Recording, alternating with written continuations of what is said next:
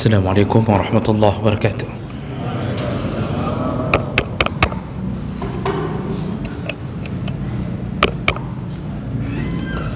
Alhamdulillahirabbil alamin. Wassalatu wassalamu ala nabiyyina al-Mustafa Muhammadin wa ala alihi wa ashabihi ajma'in. Amma ba'd. Rabbi shrah li sadri wa yassir li amri wahlul 'uqdatam min lisani yafqahu qawli.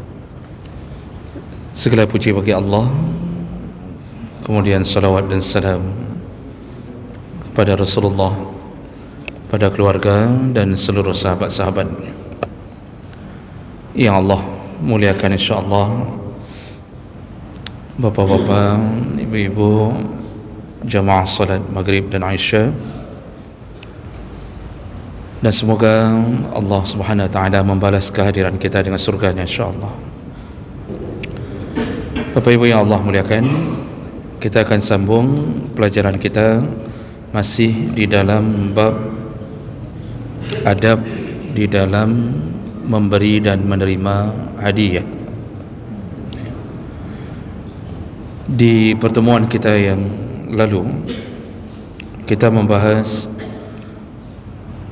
di antara adab ketika memberi hadiah, yaitu jangan berharap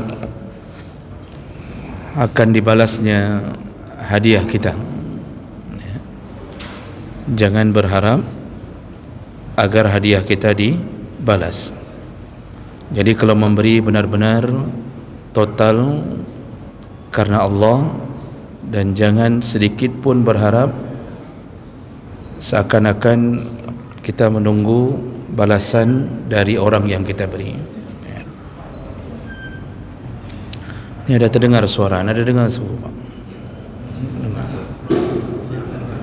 Kamu buat tak suara ni?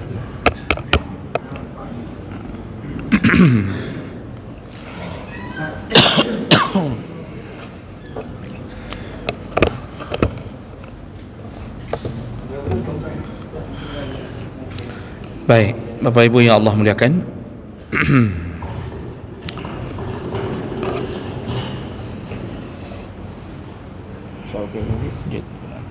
ada dengar subuh tak subuh sebabkan murni dia ya Allah.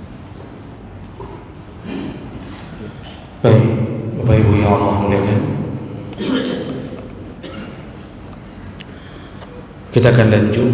Jadi setelah kita membahas di pertemuan sebelumnya bahawa kalau memberi hadiah atau membuat sebuah kebaikan, jangan berharap kebaikan itu akan kembali.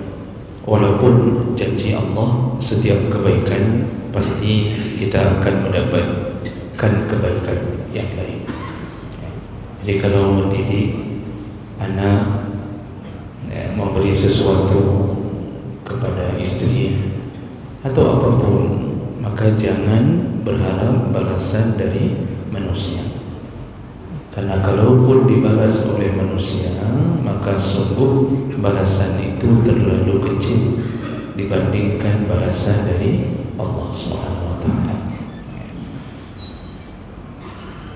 Kita lanjutkan berikutnya, adab berikutnya dalam urusan memberi hadiah, yaitu adamul manni bil hadiah. Kalau sudah memberi hadiah, jangan mengungkit-ungkit atau menyebut-nyebut hadiah yang telah kita beri. Ini berlaku pada semua model pemberian, baik hadiah, sedekah ataupun hibah. Jadi jangan mengungkit-ungkit apa yang telah kita beri. Ini pekerjaan ini biasanya terjadi pada orang yang memang ingin dikenang kebaikannya, sehingga dia menyebut-nyebut kebaikannya. Atau juga bisa terjadi pada orang yang sedang marah kepada orang yang pernah dia beri. dalam keadaan marah itulah dia menyebut atau mengungkit kebaikannya. Jadi mengungkit kebaikan itu bisa terjadi langsung pada orang yang kita beri, bisa juga terjadi tidak langsung. Kita menyebut-nyebut kebaikan kita bukan di depan orang yang kita beri, dan dua-duanya nanti akan mendapatkan efek atau dampak dengan dihapuskannya pahala pemberian tersebut. Maka jemaah melakukan Allah, salah satu daripada tipu daya syaitan adalah ketika kita memberi sesuatu, dia membisikkan agar kita berusaha untuk mengingat-ingatnya. Itu dulu langkahnya yang pertama. Jadi dalam hati tidak pernah lepas untuk mengingat-ingat kebaikan. Itu belum diungkit, tapi di dalam hati selalu, asal dia menjumpai orang yang pernah dia beri, atau dia melihat benda yang pernah dia wakafkan, atau yang dia pernah hibahkan, selalu di dalam hati terbersit, nyoh ada lunjung, ini orang ini dulu saya yang berikan, ini anak yatim ini dulu saya yang sekolahkan. Jadi ini permainan syaitan, mengingat-ingat kebaikan. Kita sudah pernah bilang bahwa kunci kalau melakukan kebaikan, setelah itu dilupakan. Jadi habis memberi, lupakan. Karena kalau kita mengingatnya, maka Allah Subhanahu wa taala akan melupakannya. Tapi kalau kita melupakannya, maka Allah yang akan mengingatnya. Jadi kebaikan itu dilupakan, kebaikan kepada orang. Yang harus kita ingat-ingat adalah keburukan kita pada orang. Yang payah kita ingat tadi. Kita pernah menghinanya, kita pernah mengejeknya, kita pernah memukulnya, kita pernah membunuh salah satu daripada saudaranya. Jadi keburukan kita itu yang perlu kita ingat. Kalau kebaikan jangan, karena itu pintu masuknya syaitan. Asal sudah buat baik, lupakan. Makanya ini dibisik-bisikkan oleh syaitan, ya, lewat di depan pemberian, benda pemberian itu terbisikkan. Ini benda yang pernah kuberikan, pernah berikan keramik untuk masjid. Asal ke masjid, lihat, selalu ingin lihat keramik itu. Nah, jadi gara-gara pernah hajuk keramik masjid, yang tapi kalau salat itu tidak mau di tempat lain, di atas keramik yang pernah dia beri.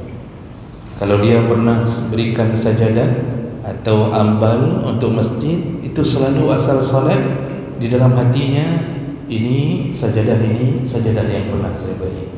Nah, itu permainan syaitan.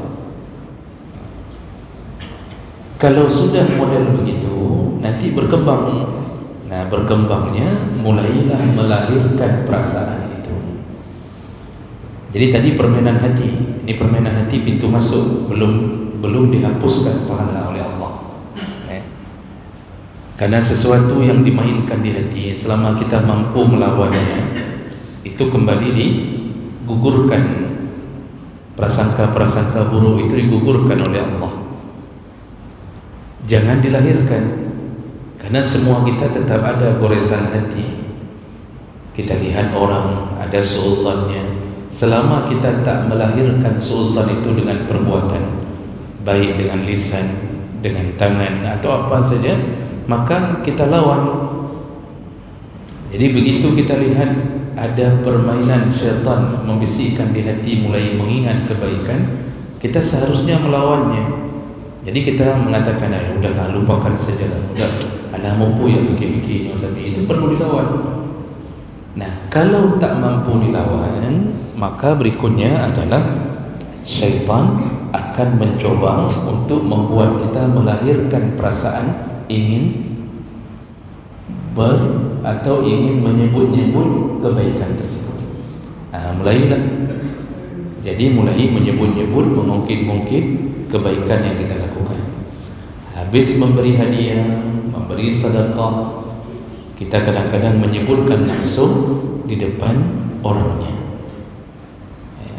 Misal kita pernah beri baju ke orang, lalu ketika dia berhadapan dengan kita, maka kita mengatakan, Masya Allah, ini kan baju yang pernah saya berikan. Tapi dia dahului dengan kalimat Masya Allah. Nanti tambah lagi Masya Allah, Tabarakallah, cantik sekali pakai baju ini. Kan Nyo kan baju yang lung jurunya. Ini kan baju yang pernah saya beri ini. Jadi begitu keadaannya. Ketika dia melihat anak yatim, lalu dia mengatakan, ini anak yatim ni, Alhamdulillah, semenjak saya memeliharanya, Alhamdulillah sekarang sudah selesai kuliahnya. Jadi sudah mulai kita sebutkan di depan orangnya. Dan itu menjadi pekerjaan harian kita. Nah, ini tipe mengungkit. Ada yang kedua, kita tak menyebutkan di depan langsung orangnya, tetapi kita sebutkan melalui orang lain. Kita mengatakan itu masjid itu kalau tidak ada saya kayaknya tidak akan mungkin begini hari ini. Itu contoh. Itu anak-anak yatim itu kalau bukan saya yang berjuang, mungkin tidak selesai kuliahnya. Tapi kita menyebutkan itu di depan orang lain, bukan di depan yang menerima sedekah atau hadiah kita. Ini hukumnya sama. Hukumnya sama. Dan inilah salah satu yang membuat sia-sia apa yang pernah kita beri. Dan syaitan paling gembira, syaitan paling senang kalau kita sudah masuk ke dalam dunia ini.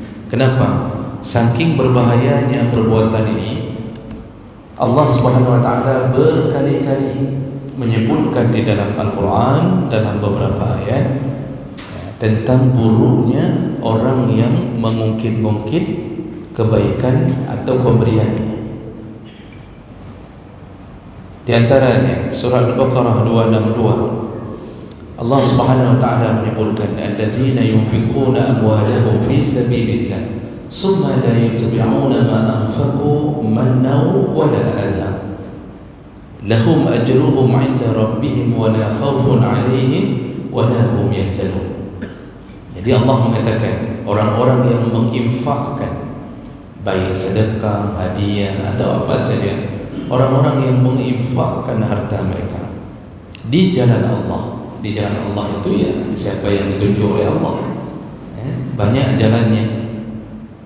Menolong orang dengan harta kita, kita berikan ke janda, berikan ke anak yatim, berikan ke fakir miskin, kita hadiahkan kepada orang-orang tertentu. Itu semuanya adalah jalan-jalan Allah. Nah, apa kata Allah Subhanahu wa taala? Dan dia tidak mengiringi summa la yutbi'una ma anfaqu. Dia tidak mengiringi sedekahnya, tidak mengiringi pemberiannya dengan manna. Jadi tidak diiringi dengan mannun. Apa itu mannun? Yaitu suka mengungkit-ungkit. Nah, ini sudah mulai dicela oleh Allah. Jadi kalau mereka tidak mengiringinya dengan mengungkit-ungkit kembali dan juga tidak menyakiti orang yang memberi, maka barulah lahum ajruhum 'inda rabbihim, barulah mereka mendapatkan pahala di sisi Allah atau di sisi Tuhan mereka. Jadi ini baru dapat pahala kalau tidak mengungkit. Kalau begitu selama kita ungkit-ungkit, pahala itu menghilang. Nah, makanya di dalam ayat yang lain Allah Subhanahu wa taala juga mengatakan dalam Al-Baqarah 264, ya ayyuhalladzina amanu, wahai orang-orang yang beriman, la tubtilu sadaqatikum bil manni wal adha. Wahai orang yang beriman, janganlah engkau iringi sedekahmu, pemberianmu, infakmu, hadiahmu, jangan iringi dengan manna. Jadi kembali disebutkan manna wala adha, jangan iringi dengan menyebut-nyebutnya kembali, dan juga jangan sakiti orang yang menerima hadiah tersebut atau sedekah tersebut. Kenapa? Karena itu sudah disebutkan di awal, membatalkan semua pahala. Makanya inilah pekerjaan sia-sia. Sering memberi makan ke orang, sering memberi hadiah ke orang tua, sering memberi hadiah ke tetangga, tetapi satu komplek, satu kampung habis debu mendung, semua tahu bahwa kita sering kasih hadiah. Kenapa?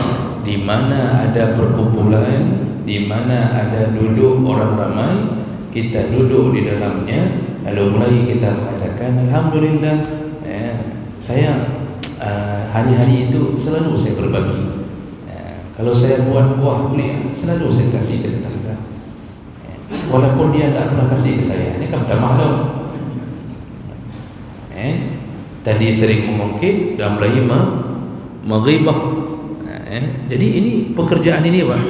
Begitu kita jadikan itu sebagai sebuah hal yang sengaja, di saat itu Allah Subhanahu wa taala membatalkan pahalanya. Yang paling menyedihkan itu orang-orang yang memberi itu dengan jumlah ratusan juta. Apalagi masa-masa kampanye, Masya Allah, memberi ratusan juta, singgah di sini, singgah di sana, itu Masya Allah dikeluarkan, ini dari kami, ini dari kami.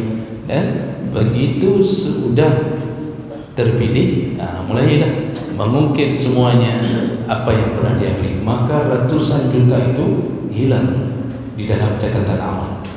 Makanya Allah memakai kalimat la tubtilu, janganlah engkau membatalkan sedekahmu bil manni, dengan menyebut-nyebut kembali apa yang telah engkau berikan. Namun menyebut-nyebut ini baru dibatalkan oleh Allah apabila diiringi dengan unsur kesengajaan. Tapi kalau unsurnya tidak sengaja, keceplosan, atau waktu kita ngomong meruh, karuh dah pegah, padahal kita tak berniat untuk mengungkitnya, maka Allah tahu hati kita. Juga tidak dianggap membatalkan apabila kita memberi pelajaran. Itu yang kedua yang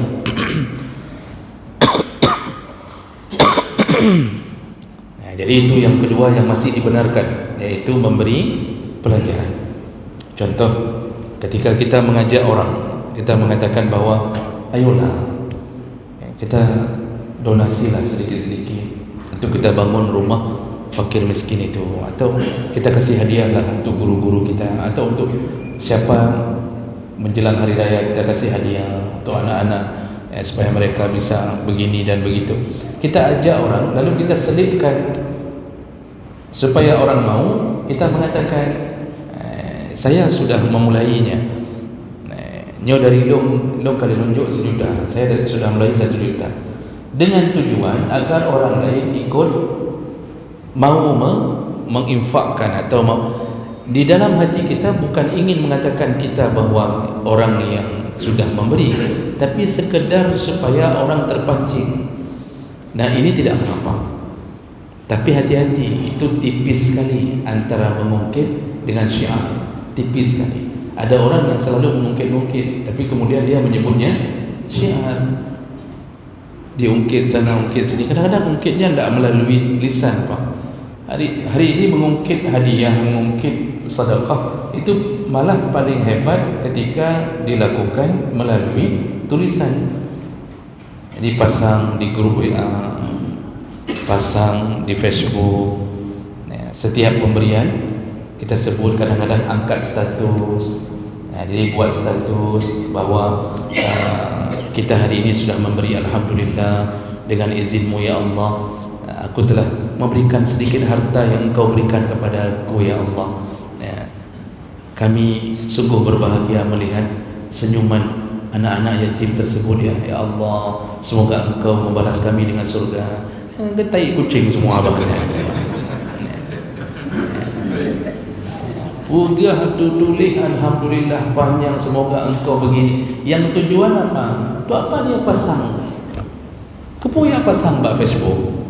Untuk apa dia pasang di Instagram, pasang di WA? Apa tujuannya? Tak ada lain Pak tujuan. Tujuannya supaya dikomen orang, nanti dibalas oleh orang di bawah. Orang akan menyebutkan bahwa subhanallah, luar biasa Bapak ni. Nanti ada yang nyaut lagi, begitu putihnya hatimu, ya, begitu sucinya engkau. Semoga engkau dan keluargamu masuk surga.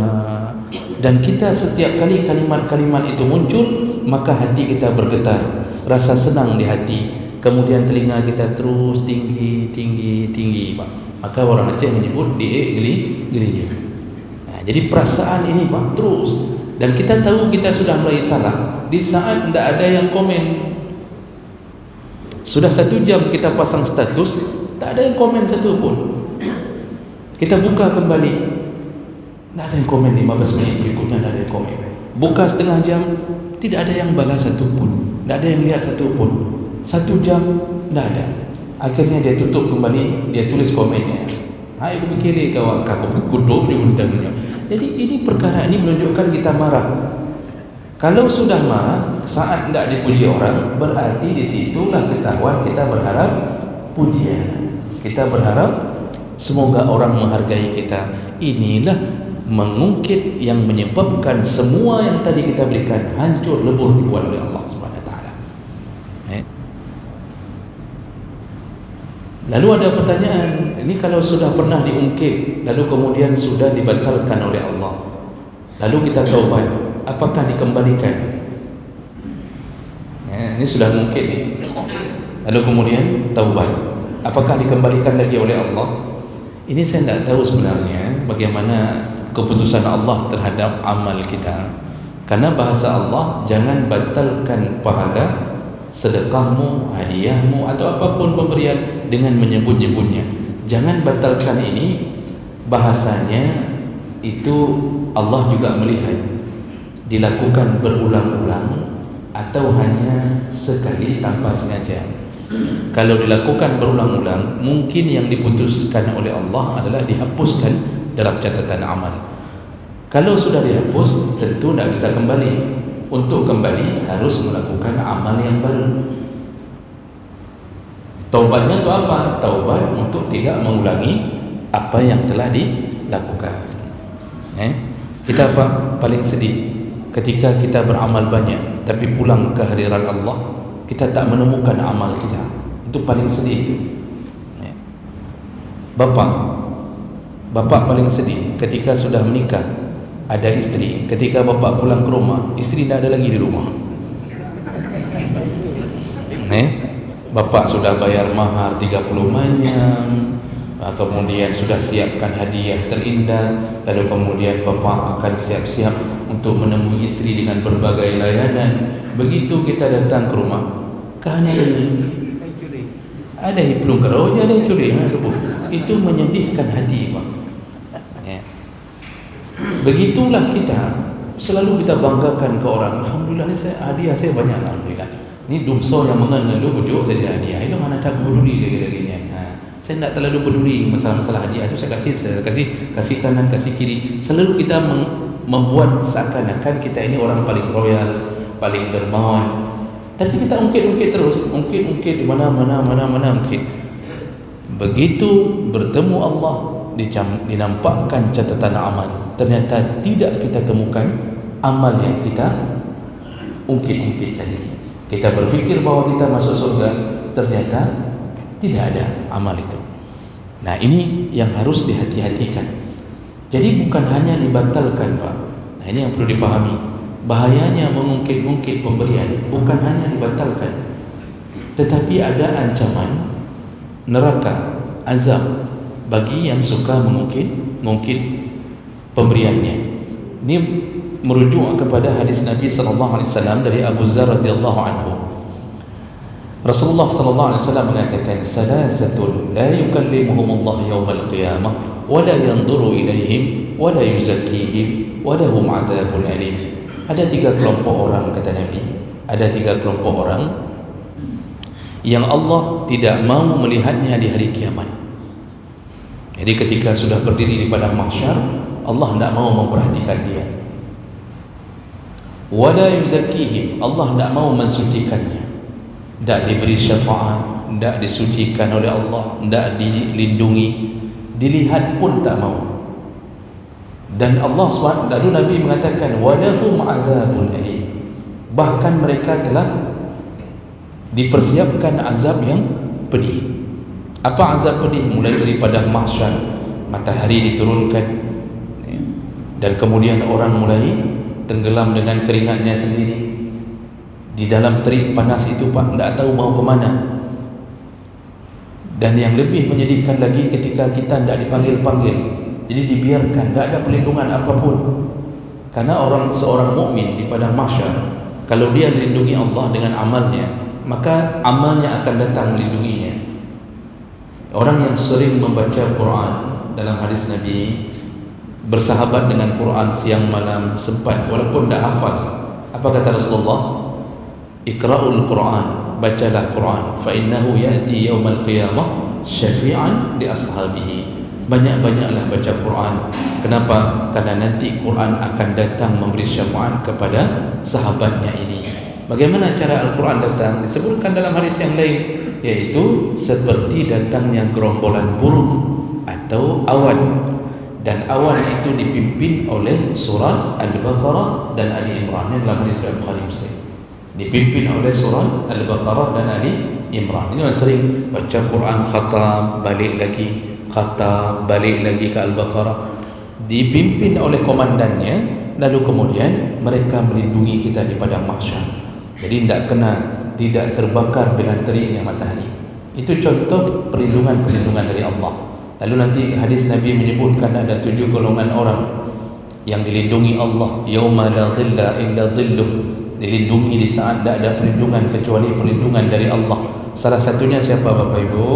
Orang yang pernah bersedekah dengan tangan kanannya dan tangan kirinya tak tahu apa yang disedekahkan. Maksudnya dia tidak pernah ungkit, orang tidak pernah tahu sedekahnya, disembunyikan, hanya dia dan Allah yang tahu. Ternyata orang itu diberi payung di padang mahsyar. Sedekahnya menjadi penyebab syafaat turun kepadanya.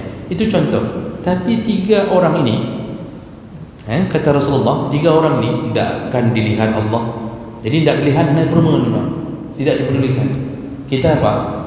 Kalau ngantri, tapi nama kita tidak dipanggil-panggil. Padahal tadi nomor sudah kita ambil, tapi tidak disebut-sebut, tidak dipanggil-panggil. Bagaimana perasaan kita, Pak? Jadi ini ngantri di padang mahsyar, tapi tidak panggil-panggil, tidak diberes-bereskan. Kan sudah banyak kejadian, Pak, terjadi mengamuknya orang gara-gara tidak dibereskan urusannya. Sekarang tidak dibereskan Allah, dibiarkan, sudah berdiri di padang mahsyar. Dan berdiri di padang mahsyar itu adalah 50.000 tahun. Yauma ta'rujul malaikatu war-ruh fi yaumin bi 50,000 sanah. Jadi hari itu sehari di sisi Allah, tapi umurnya adalah 50.000 tahun. Berdiri di padang mahsyar. Nah, siapa 3 orang itu, Bapak Ibu yang Allah muliakan? Ditanya oleh Abu Dzar, "Manhum?" Siapa mereka ya Rasulullah? Nah, lalu Rasulullah menyebutkan, yaitu yang pertama al-musbil izarahu, yaitu orang yang melakukan isbal. Nah, mungkin Bapak sudah sering dengar isbal. Punya isbal, menurunkan kain ke bawah mata kaki. Nah, ini permasalahan isbal ini ada orang yang menanggapinya dengan sangat ekstrim dan fanatik, sehingga memvonis tidak ada alasan. Pokoknya kalau kain jatuh di bawah mata kaki, itu semuanya neraka. Ini ada kelompok yang begitu lihat kain atau celana kita di bawah mata kaki turunnya, langsung dia mengatakan ini neraka. Nyo ahlul bid'ah ya. Itu ada juga yang model begitu. Tapi ada juga yang melakukan sebuah keputusan setelah melihat, mempertimbangkan beberapa hadis.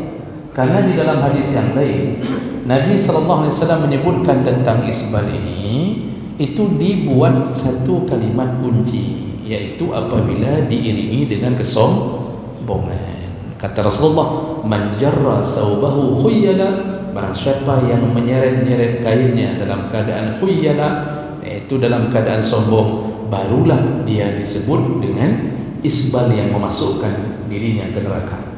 Kenapa bisa begitu, Pak? Saya baca beberapa saduran. Dulu orang Arab itu kalau sudah kaya raya, punya jabatan, ciri khas menunjukkan mereka punya kedudukan di masyarakat adalah dengan menurunkan kain lalu menyeret-nyeretnya di pasir. Jadi orang mengatakan ni orang kaya ni orang ini kayaknya tinggi jabatannya ni, ini kayaknya ni orang itu salah satunya dengan cara begitu. Jadi menjadi sebuah kebiasaan. Makanya Nabi kemudian melarang untuk melakukan ismat. Nah, jadi ini yang paling penting, Pak, dijaga jangan sampai jatuh di bawah mata kaki dalam keadaan sombong. Sehingga sebagian ulama mengatakan kalau tidak ada sombong, tidak ada masalahnya.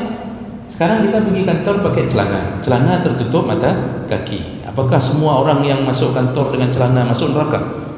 Tanya dulu, ada sombongnya tak? Kata orang, bang penuh sombong, lu pinjam.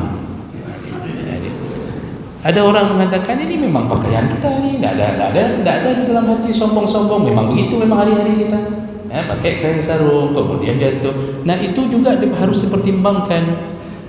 Karena di dalam usul fiqh, kalau bertemu dalil mutlak dengan dalil muqayyad, maka berlakulah dalil muqayyad. Dalil mutlak itu dalil umum, lalu kemudian ada pengikatnya. Pengikatnya tadi adalah kesombongan. Dalam dunia usul fiqh, muqayyad ini yang dijadikan hukum, bukan yang mutlak. Begitu, wallahu alam. Yang penting jaga-jaga saja. Jadi jangan pula terlalu ekstrim dalam permasalahan ini. Nah, orang kedua yaitu wal mannan. Wal mannan yaitu orang yang suka mengungkit-ungkit pemberiannya. Kan di sini bahayanya. Jadi bukan hanya batalkan pahala, tapi sampai dipersiapkan kemarahan Allah untuknya. Kenapa Allah marah sekali sama orang yang suka mengungkit? Karena harta yang kita beri untuk orang lain itu harta Allah. Kenapa kita pula yang sombong? Yang kita kasih untuk orang sedekah ke masjid macam-macamnya, peng sojo pengnya. Karun pun Allah jo. Allah yang kasih, bukan Karun yang kasih. Makanya Karun itu dilaknat Allah. Kenapa? Dia tidak pernah menyandarkan kekayaannya kepada Allah. Makanya Allah marah sekali. Mungkin dengan bahasa kita, Pak, Allah mungkin mengatakan, kau fikir itu hartamu, itu hartaku beri untukmu, kenapa pula engkau yang menyombong-nyombongkan pemberianmu? Ini yang bahayanya. Yang kedua, kenapa Allah marah sekali kepada orang yang suka mengungkit-ungkit? Karena dengan dia mengungkit-ungkit, tanpa sadar dia telah menyakiti perasaan orang yang diberi. Jadi dia ingin merendahkan orang itu. Kalau bukan karena saya, kamu tidak ada apa-apanya. Kalau bukan saya yang beri, kamu tidak ada apa-apanya. Nah, begitu. Yang ketiga, membuat Allah marah sekali kepada yang mungkin-mungkin, yaitu ketika dia ingin dikenang sebagai orang yang dermawan, orang yang baik. Nah, ini bermasalah. Okay. Yang terakhir yaitu, ini saya lengkapkan, Pak, walaupun sudah diketok mic berkali-kali, saya lengkapkan dulu ini. Jadi ini kan 3 tadi sebut, kan baru 2 saya sebutkan. Ini yang ketiga adalah al-munfiq sil'atahu bil halfil kadhib. Orang ketiga yang tak akan dilihat oleh Allah dan Allah marah sekali kepadanya di padang mahsyar adalah orang yang menginfakkan hartanya dengan sumpah palsu. Orang yang berjual beli dengan hartanya dengan sumpah palsu. Maka hati-hati nih para pedagang, ketika ditanya oleh pembeli, ini barangnya ini asli atau tidak nih? Kata si pedagang, ibu, ini KW1 nih, ibu. Padahal dia barangnya itu, Pak, itu KW9. tapi dia mengatakan ke orang kami satu. Nanti ada yang bersumpah, demi Allah ibu, kami cuma ambil 20,000 cuma untuk untung kami. Ya. Saya beli di Medan, ini 300,000, saya jual ke ibu 320,000, cuma 20,000 kami ambil.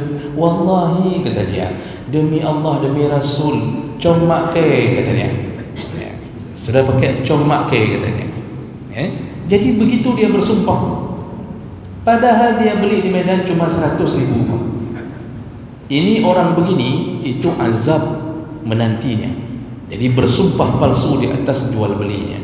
Maka hati-hati para pedagang yang suka memainkan kalimat demi kalimat untuk meyakinkan pembeli dalam urusan ini. Jadi kesimpulannya adalah hati-hati kalau sudah memberi sesuatu, jangan diungkit, lupakan, maka insya Allah Allah tak akan pernah melupakannya. Baik.